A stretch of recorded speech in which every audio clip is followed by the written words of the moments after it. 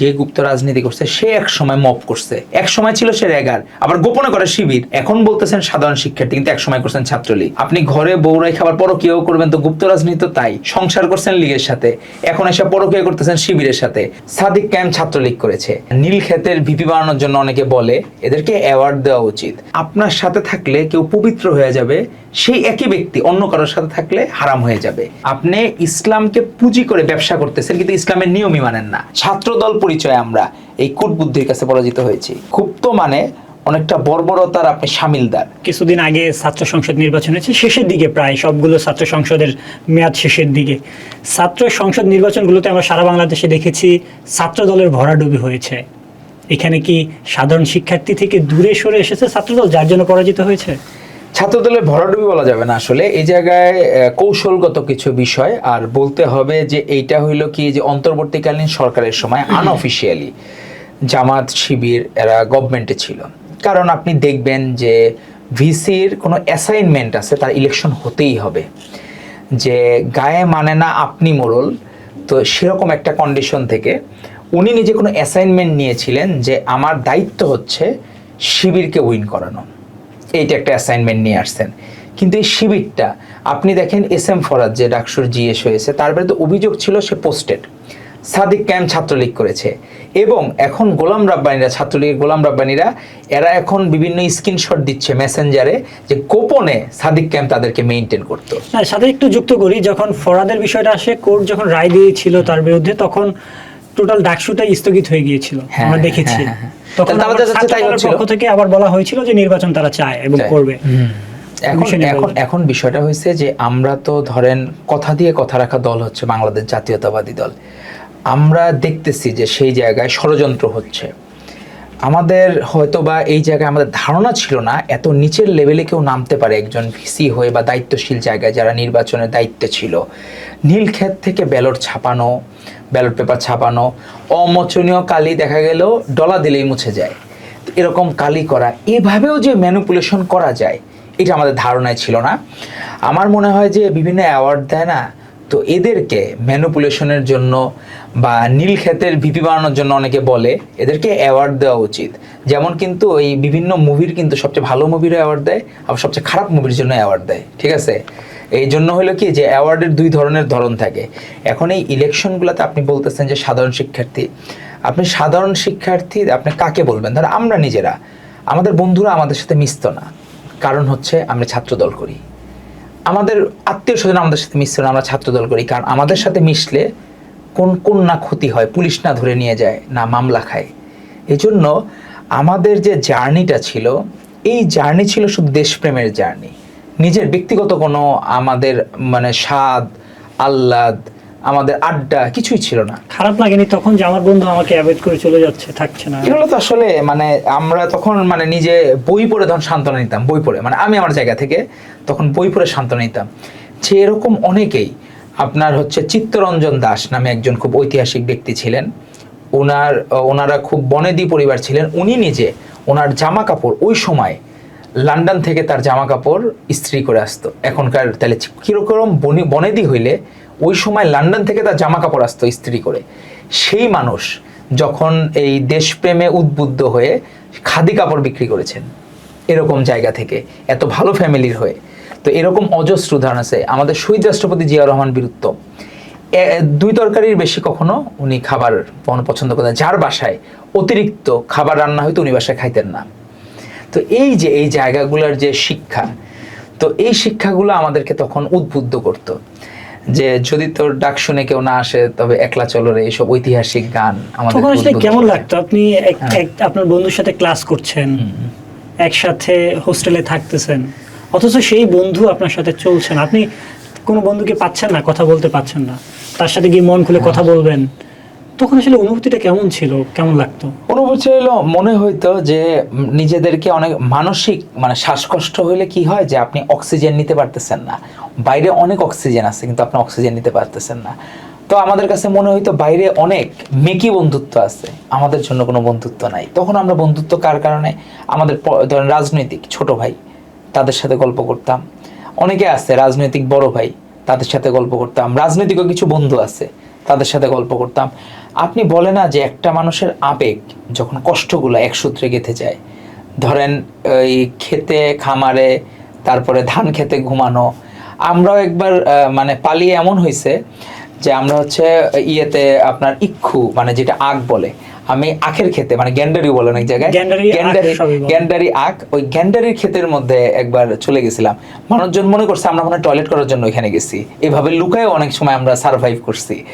যে কত কিছু যে আমরা প্রসিডিউর করা লাগছে, যে এই সময় মনে হইতো যে মাঝে মাঝে আমরা হতাশ কখনো হই নাই কেন, কারণ আমাদের একটা আশা ছিল, আশার আলো ছিলেন আমাদের আপসীন দেশনেত্রী বেগম খালেদা জিয়া আর আমাদের নেতা জনাব তারেক রহমান।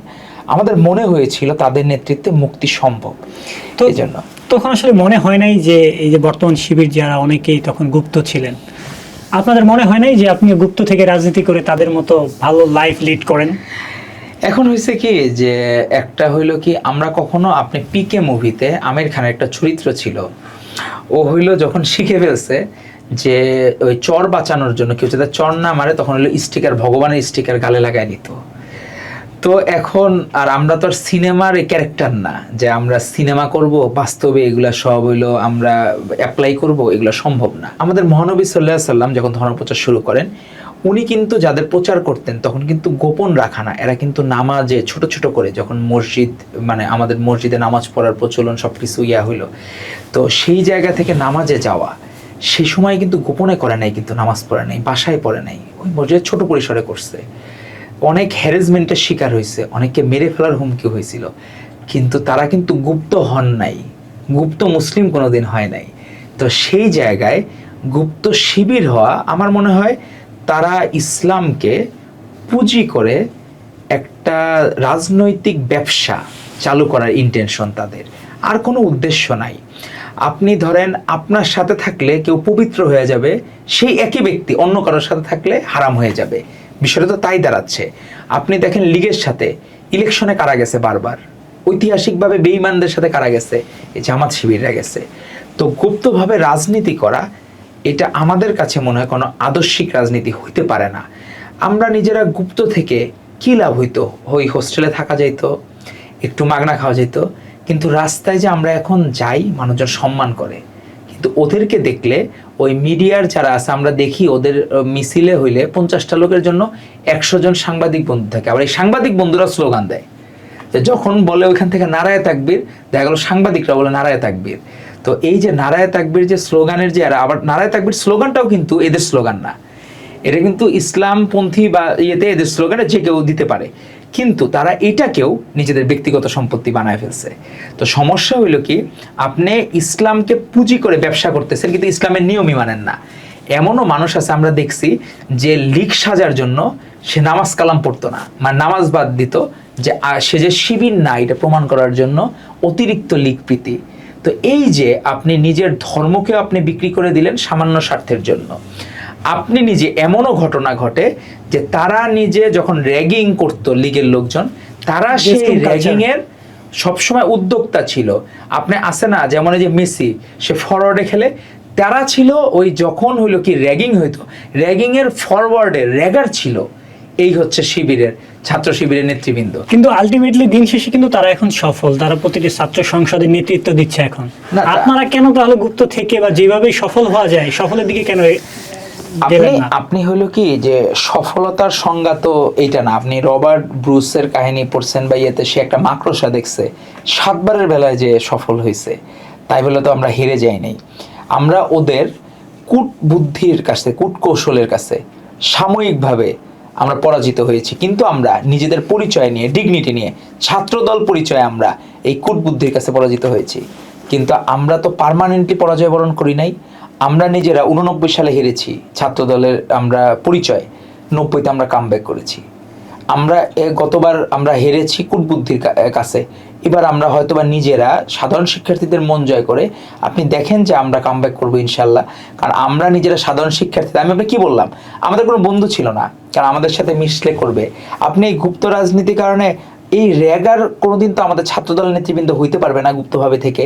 কিভাবে নিজের ভাইয়ের গায়ে হাত তোলা যায়, এটা কোনোদিন তো ছাত্রদল করতে পারবে না। তো গুপ্ত মানে অনেকটা বর্বরতার আপনি সামিলদার। তো তো সেটা কখনো ছাত্রদল নেতৃবৃন্দ হইতে পারবে না, এটা সাধারণ সুস্থ মস্তিষ্কের পক্ষে সম্ভব না। তো আমরা যদি মনে করেন যে এই সুস্থ মস্তিষ্ক হওয়ার কারণে আমরা হেরে গেলাম মানে আমাদের জীবন শেষ, তা না। জীবনে অনেকে কামব্যাক করছে। আমাদের নেতা তারেক রহমান, এই আমাদের সবচেয়ে এইটার বড় উদাহরণ হচ্ছেন উনি। এত কষ্ট করেছেন, আমাদের ছাত্র দলের মিটিং এমন হয়েছে টানা 14 ঘন্টা উনি চেয়ারে বসে আছেন স্কাইপিতে, এক মুহূর্তের জন্য উনি নড়েন নাই। শুধুমাত্র কি আমাদের ছাত্র দলটাকে যাতে প্রপার গাইডলাইন দেওয়া যায় সেটার জন্য উনি কাজ করে গেছেন। তো উনি তো আমাদের আদর্শ, প্রকাশ্য রাজনীতির সবচেয়ে বড় উদাহরণ হচ্ছে উনি, যে কিভাবে এভাবে কামব্যাক করা যায়। 17 বছর কষ্ট করে, তার আগেও কষ্ট করে, যে একটা জাতীয় হিরোকে এই ফ্যাসিস্ট হাসিনা ভিলেন বানানোর হাজার চেষ্টা করেছে, কিন্তু পারে নাই শেষ পর্যন্ত। ঠিকই উনি কামব্যাক করেছেন প্রাইম মিনিস্টার হয়ে। আরেকটু বিষয় জানতে চাবো, আমরা কিছুদিন আগেও দেখেছি যে গুপ্ত নিয়ে বেশ ঢাকা বিশ্ববিদ্যালয়, চট্টগ্রাম ক্যাম্পাসগুলোতে অস্থিরতা চলছে। কারা করছে এই অস্থিরতা? ক্যাম্পাসগুলোতে এখনো অস্থিরতা বিরাজ করছে কেন? এখনো কেন? 5ই আগস্টের পরেও কেন ক্যাম্পাসে অস্থিরতা থাকবে? এটা ক্যাম্পাসে অস্থিরতা হওয়া তো আপনার অস্বাভাবিক না। কারণ হচ্ছে কি, যে গুপ্ত রাজনীতি করছে সে এক সময় মব করছে, সে এক সময় র্যাগিং এর কারিগর ছিল, সে এক সময় ছাত্রলীগের পরিচয়ে সাধারণ শিক্ষার্থীকে হ্যারেস করেছে। সমস্যাটা কোন জায়গায় বাঁধবে? আপনি গুপ্ত রাজনীতি করতে গেলে তো আপনার নিজস্ব একটা অন্তত কারো ছায়াতলে ছিলেন, যার ছায়াতলে ছিলেন সে তখন ইন্ডিয়াতে। এখন সমস্যা হয়েছে, এখন আপনি যারা আশীর্বাদ পুষ্ট ছিলেন ইন্ডিয়াতে চলে যাওয়ার কারণে আপনার ধরেন লেবাস ধরতে হবে একটা, তো আপনি লেবাস ধরছেন শিবিরের লেবাস, কিন্তু আপনাকে তো যে এখন শিবিরের লেবাস ধরছে তাকে তো চিনে ছাত্রলীগের র্যাগার হিসাবে, তারে চিনে যে সে র্যাগিং এর কারিগর। সাধারণ শিক্ষার্থীদের এরা পেটে লাথি মেরে তারা হচ্ছে এদেরকে হ্যারেস করে তারা বিভিন্নভাবে সুবিধা ভোগ করেছে। তো যারা এরকম হ্যারেস করেছে, এখন যখন সাধারণ শিক্ষার্থীদের দেখতেছে যে কোনো সময় কোনো কিছু হলে সাধারণ শিক্ষার্থী পরিচয়ে চলে যায়, এক সময় ছিল সে র্যাগার, আবার গোপনে করে শিবির। তো গন্ডগোলগুলো তো বাধে এই গুপ্ত রাজনীতির কারণে। তারা প্রত্যেকটা জায়গায় যখন এই শিবির সারা বাংলাদেশের সকল ক্যাম্পাসে তাদের কমিটিগুলো প্রকাশ করবে, তাহলে আপনার মব আপনি একদম শূন্যের কোঠায় নেমে যাবে। তো আমি আপনার এই অনুষ্ঠানের মাধ্যমে আহ্বান করব আমাদের শিবিরের ভাইদেরকে, যে আপনারা অন্তত যদি দেশকে ভালোবাসেন, দেশের সাধারণ শিক্ষার্থীদের মানে এইটা হইলো কি যে চর বা আপনি নোংরা কথা না শুনতে চান বা এই রকম মানে কাজ করতে না চান, তো সেক্ষেত্রে উচিত হবে যে আপনাদের কমিটিগুলা দয়া করে দেশের স্বার্থে, অন্তত মুসলিম হিসাবে ভাই আপনাদের কাছে মুসলিম হিসাবে আহ্বান করব, দয়া করে কমিটিগুলা প্রকাশ করেন। প্রকাশ করলে আপনি একদম মব শূন্যের কোঠায় চলে যাবে। কারণ আপনি এখন বলতেছেন সাধারণ শিক্ষার্থী, কিন্তু একসময় করছেন ছাত্রলীগ, আবার গোপনে শিবিরের কমিটিতে আছে। তো এত চরিত্রে একটা লোক কেমনে থাকে?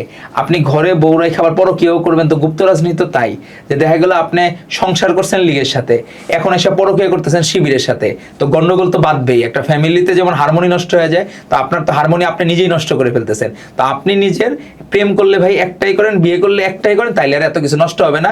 আপনারা ওই ইসলামের 4 বিয়ের নীতিতে গেলে এই গন্ডগোল বাইজে যাবে। তো গন্ডগোল থেকে বেঁচে থাকলেই ভালো।